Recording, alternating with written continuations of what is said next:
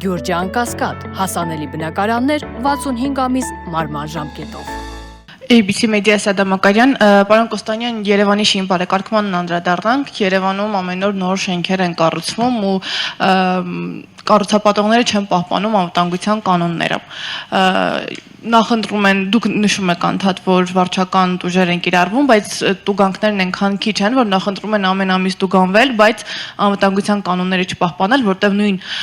օդի աղտոտվածության մասով են կտորները, որոնք պիտի լինեն այդ շենքերում ավելի թանկ են ըստ կառուցապատողի, քան տուգանքները։ Հիմա ինչպես եք պատրաստվում հարցը կարգավորել կամ ընդհանրապես քաղաքապետարանը զբաղվում է շին բարեկարգում, որտեղ Երևանում շին բարեկարգումը նաև անհարմարություններ առաջացնում երևանցիների համար սկսած խցանումներից, մինչև ինչպես արդեն նշեցի անվտանգության կանոնները։ Շատ լավ, Սեդա ջան, դա կարելի ասել քաղաքապետարանի ցավոտ հարցերից մեկն է, որովհետև շատ ճիշտ դուք նշեցիք, այն վարչական իրավախախտումների համար նախատեսված այն վճարները, որ կան, շատ կառուցապատողների ստիպում են, որ իրանք օրինակի համար, չգիտեմ, ինչ-որ պարբերականությամբ տուգանվեն, բայց փոշեկլանիչ ցանց օրինակի համար չկիրառեն, շին հրապարակը պատշաճ չկահավորեն, մեքենաները շին հրապարակից դուրս գալուց չլվանան եւ մի շարք այսպիսի խնդիրներ, որոնք արձանագրվում են մեր հասարակական կարգի ծառայության կողմից, քաղաքաշինության հողի վերահսկողության վարչության կողմից, ինչպես նաեւ վարչական շրջանների համապատասխան բաժինների կողմից։ Այդ մասով Երևանի քաղաքապետարանը ինչա նախաձեռնել։ Նախաձեռնել է հետեւյալը, որ Երևանի թիմ օրենքի փոփոխություն տեղի պետք է ունենա, որը որ արդեն բոլոր նախարարություններով անցել է, նախարարությունները իրենց դիրքորոշումներն են ներկայացրել եւ եթե չեմ սխալվում, արդեն գտնվում է կառավարությունում, որպեսզի կառավարությունը վերջնական իր դիրքորոշումը հայտնի եւ այնուհետեւ արդեն ազգային ժողովում այդ փոփոխությունները կիրառվեն։ Այդ նախագծերի մեջ շեշտակի աճելու են այդ տուգանքի չափերը, այսինքն պայմանական, չգիտեմ, այս պահին որևիցե շին հրապարակի խախտման դեպքում, որը որ պայմանական 150,000 դրամ է կազմում այդ արձանագրությունը, շուրջ 10-15 անգամ աճելու են, այսինքն մի դեպքում 1 միլիոն կարող է տուգանվել, մյուս դեպքում 1.5, 2 եւ այլն, այդպես շարունակ։ Դրա մեջ նաեւ գործիքակազմն է Երևանի քաղաքապետարանի կողմից, այսպես ասած, ավելի ամրանալու, 1-2 նման իրավախախտման դեպքում արդեն քաղաքապետարանը ամբողջությամբ լիազորություն է ունենալու կասեցնելու, դա ոչ միայն վերաբերվում է մասնավորապես շին հրապարակներն, այլ ցանկացած կառուցապատում կամ ցանկացած աշխատանք, որը կիրականացվի եւ Երևանի քաղաքապետարանի կողմից 1-2 անգամ տուգանվելուց հետո քաղաքապետարանը արդեն լծակ է ունենալու, որպեսզի ինչ որ X ժամանակով կասեցում իրականացնի թերությունները շտկելու, նոր աշխատանքները վերսկսելու համար, այդ ուղղությամբ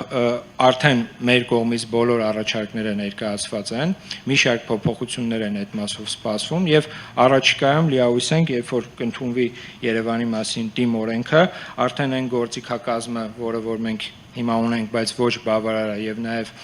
տուգանքների չափն է նվազ, ինչը ստիպում է բարբերաբար այդ խախտումները իրականացնել, հուսով ենք այդ փոփոխություններից հետո արդեն իրավիճակը դեպի ավելի դրական միտում կունենա։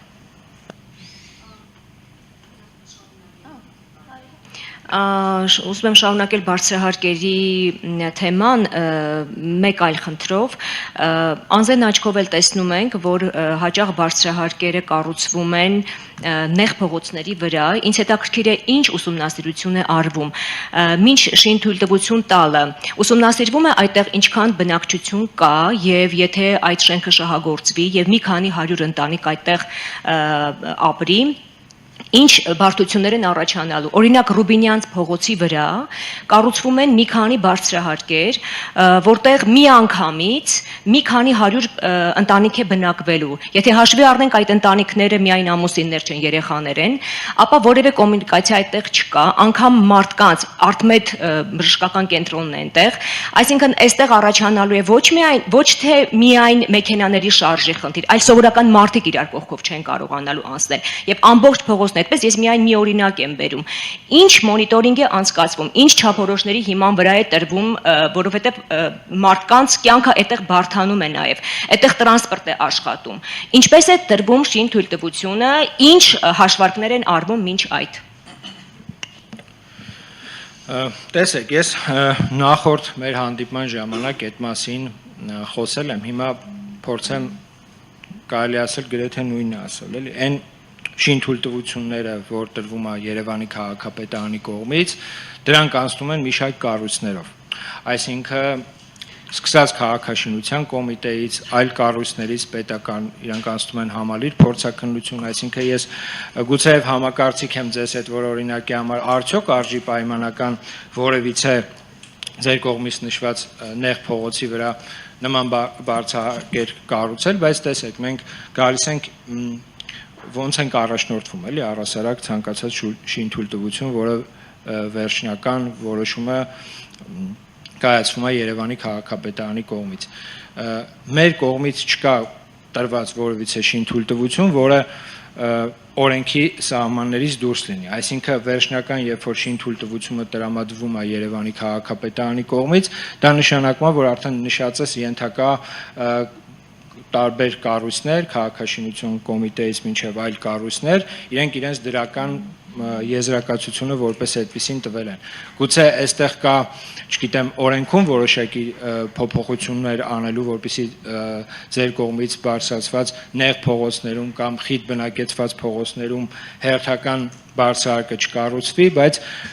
ես կարող եմ ասել, որ դա առհասարակ Երևանի քաղաքապետարանի տիրույթից դուրս է, որովհետև այդ քաղաքաշինական նորմերը Երևանի քաղաքապետարանը չի սահմանում, ինչպես նշեցի, հանրագումարում մենք այդ եզրակացությունները հաշվի առնելով վերջնական շինթույլտվությունն ենք ընդհանրապես տրամադրում։